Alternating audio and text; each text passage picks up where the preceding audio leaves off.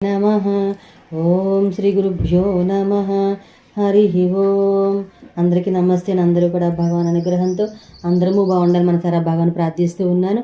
ఈ రోజున మన శివానంద లహరిలోని 39వ శ్లోకం గురించి మనము విందాము. ఈ శ్లోకంలో ఆచార్యులు వారు ఏం చెప్తూ ఉన్నారంటే, ఒక నగరములో మంచి రాజు పరిపాలకుడుగా ఉండటం వల్ల దేశానికి సర్వ సమృద్ధి కలుగుతుంది. అలాగే మన హృదయ పద్మంలో పరమేశ్వరుడు ఉండడం వల్ల తనకు సర్వ సమృద్ధి కలిగిందని శంకర్లు ఈ శ్లోకంలో చెప్పారు.